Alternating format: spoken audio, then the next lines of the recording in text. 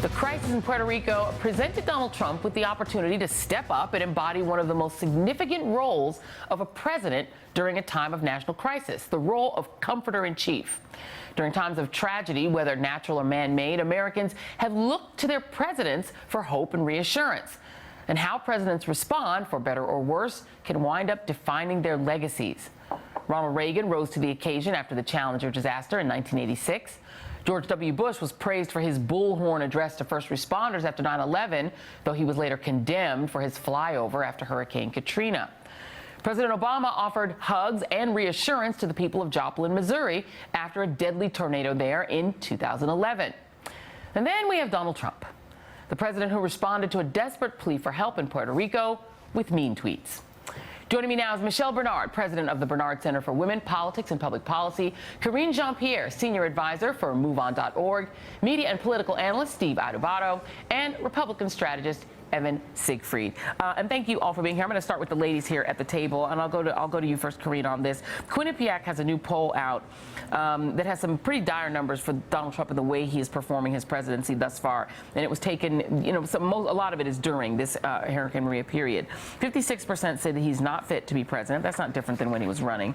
On those who say they are embarrassed to have him as president, 51%, a majority, say they're embarrassed to have him as president. 57% disapprove of the overall job he's doing, and 57% disapprove of the overall job that he's doing. So these are not good marks. They're not, you know, they're not good marks. Right. Do you think that Donald Trump changes any of these numbers by the way that he's performing vis-a-vis Hurricane Maria, or is this just the way it's going to be for 4 years? This is just him. It's definitely just him. It's who he is. I mean, just when you think the president hits rock bottom, he finds a way to take it even lower. And I think when you look at Puerto Rico, it really brings out the worst toxic brew of Donald Trump, which is the racism, which is incompetence, and also just the egomaniac that he is. And that's what we're seeing. I mean, we are talking about 3.4 million people who are really trying to survive and fighting for their life. They have no medicine. The food is running out. There's no water, no electricity. And this is what he does from a luxury resort, right? Yeah. And talking to the polls as well. Like, he's making money hand over fist. Yeah. What he's doing every time he's golfing at his resort. And he has no shame about it. But yet, he's okay with attacking the mayor from the 18th green. That's what he does. And Michelle, you know, it's interesting that it just so happens that the attacks on the mayor of San Juan, a woman of color, happened to come a year to the day after Donald Trump went on a tweet storm attacking Alicia Machado, also a Latina who was the former Miss Universe. He does seem to have a reflex when it comes to women of color. He has, with all women, but particularly with women of color. I mean, the way that he has attacked her is just absolutely, like, revolting. You know, I was speaking with a tenured professor from Howard University last night who's a psychologist to just try to get a grasp on what it is we're dealing with Donald Trump. He's not her patient. She's never spoken to him. Sure. But she watches the news like everyone else, and she's explaining to me the level of narcissism that we see in this man, and the fact that the country has to deal with it. And it's that narcissism that led him to attack the mayor of San Juan. And I don't know if you've seen, but there are photos all over, online at, you know, with pictures of them at the exact same time. Yeah. He is hitting the ball on the greens, and she is up to the waist in water, saving lives in Puerto Rico. Yeah. And then you have to question yourself, is it because she's a woman? Is it because people speak Spanish there? Is it because he maybe was not sure that these are actually Americans and that Puerto Rico is, you know, a territory of the United States government? I mean, whatever it is absolutely repulsive. This makes the response to Hurricane Katrina look it makes like Katrina look good. Yeah. Like it was just sweet people trying to do their best and couldn't do it. This looks intentional. Yeah, and I think with Katrina, the idea was sort of indifference or incompetence here, where it seems to be, you know, malice. Malice. Yeah. That's pure malice. Steve, you know, you write about leadership. This is what your book is about. This is a lot of what you talk about. And Donald Trump is, of course, the president of the United States, and so it's sort of the person who's in this position of supposed to, you know, sort of unify the country in moments like this. But this was his Treasury Secretary explaining why, instead of doing that, he attacked the mayor of San Juan. This was his Treasury Secretary trying to explain that to us on Meet the Press. You mentioned the governor, but you're not mentioning the mayor. Why did he attack the mayor? She's in a situation, a pretty desperate situation, and seemed to lack a little bit of empathy for the situation at the time. Why did he do this?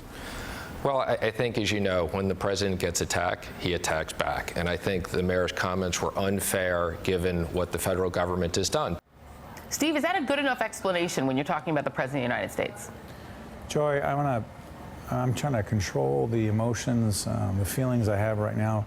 Screw politics. This is not about politics. It's not about Democrats, Republicans, conservatives, or liberals. I happen to be a Roman Catholic. Doesn't matter what religion you are, whether you believe in religion. The human side of this, the human pain and suffering that we all see in Puerto Rico, 3.4 million people suffering. The fact that the President of the United States chose to attack Mayor Cruz of San Juan, forget about where she's coming from politically. He attacks her and says she's been pushed by Democrats to say nasty things about Trump. The insanity of that, while people are suffering, to make this about himself, has been said by other people before. The golf thing speaks for itself. He talked about optics of firing, one of his cabinet members for optics because of private planes. Look at those optics right now. Look at those pictures. I say to every Trump supporter around this country, I don't care if you think that we're the progressive, liberal, Trump-bashing media. Ask yourself what those optics tell you. Ask yourself if those pictures tell you that we have a president that gives a damn about people who are suffering. Forget about who praises him and who criticizes him. Rise above it. And so for his secretary to say when he gets attacked, he attacks back, I wasn't a big fan of Barack Obama in a lot of situations. When he got attacked, he rose above it. When he got attacked, he found the good in people and tried to bring them together. This is a president who gets A+ for divisiveness and a big F for bringing this nation together. And in my book, leadership is about bringing people together in the worst of times. And yet, Evan, for some people, there's sort of a method to the madness, right? Lin-Manuel Miranda's father, Luis Miranda, a former longtime public official in New York, and of course they both are Puerto Rican and very proud, wrote a piece in the New York Daily News in which he said to Donald Trump, speaking to him, "We all know what the president is really doing, throwing red meat to the only supporters he has left, who feast upon his insults about minorities." The Republican Party, members of it, they're very few that have said much in response to what Donald Trump has done. Is it because they too are enthralled to that same base who they know this is going to be popular with? Yes, they are a little bit scared of blowback from the base. But let's look at what's going on here. What is happening in Puerto Rico and with the president's disgusting tweet attacking the mayor of San Juan yesterday, it's a symptom of a larger overall problem. The president is isolated, impotent, and has an overblown sense of grievance. And this is extending to everything. He feels he needs to be getting credit for things he shouldn't be getting credit for because he has very few accomplishments. He's becoming isolated in that congressional Republicans largely ignore him and just don't even talk about him or honor his requests from the White House. He has no real legislative track record. He has only executive orders to show for what he's done as a president, and he's got a further divided nation. At the same time, when we look at what he was saying yesterday, it sounds like a Valley Girl. Oh my God, they're ingrates. I mean, why don't they appreciate me? They're just this conspiracy. We have a high school girl as president of the United States, essentially, who's trying to make it all about him and his ego, as opposed to the fact that 55% of the people in Puerto Rico don't have drinkable water. 90% don't have cell service, and only 5% have electric power. The White House did drop the ball in the second week on Puerto Rico, and the optics are very bad and deservedly so. But it's now all about how people don't appreciate the very great things that are going on there. But I just wanted to add, because I think the word he used, impotence, I think is really important here, and it's key. I mean, if you think about the optics, the mayor, there was no direct attack on Donald Trump. Right. Yeah. And the woman humbles herself and goes on worldwide television and is begging for help to save lives, and the best that he could come back with was an attack and statements that they want us to do everything for them. It's not a direct attack. They're saying 10,000 troops is not enough. Right. People need water. People need food. People need to be evacuated. Please help us. And so you have to question yourself, are we really looking at what happens when a man like Donald Trump feels impotent and this is the best he can give the country? Steve. The country deserves more. Yeah, Steve, quickly. Joy, real quick. Sunday morning, people across this country, many of them go to church, they worship. They don't, but they have a sense that it's Sunday. For all those Trump supporters, when he spoke to the evangelicals and tried to quote the Bible terribly, ask yourself what Jesus would have done. Ask yourself what any decent person would do. That is not what the president is doing. People need to check themselves and ask themselves why they're defending this president at this time with so many people suffering and just asking, begging for help. This is not political, it's humanitarian. Or in the case of a lot of members of the Republican Party in Washington, just being quiet and silent about it. Exactly. Michelle and Karine will be back. Thank you guys very much. We'll be back in a little bit. Steve Adubato and Evan Siegfried. Thank you, gentlemen. Thank you, Joy. All right, and coming up in our next hour, if it's any given Sunday, and AM Joy is talking football. I guess I should have read that first. But first, on Saturday Night Live's Weekend Update, Michael Che had some choice words about Donald Trump's attack on the mayor of San Juan. Was she nasty to you? How nasty? Are you shaking? You want to go smoke a Virginia Slim until your hand stops moving?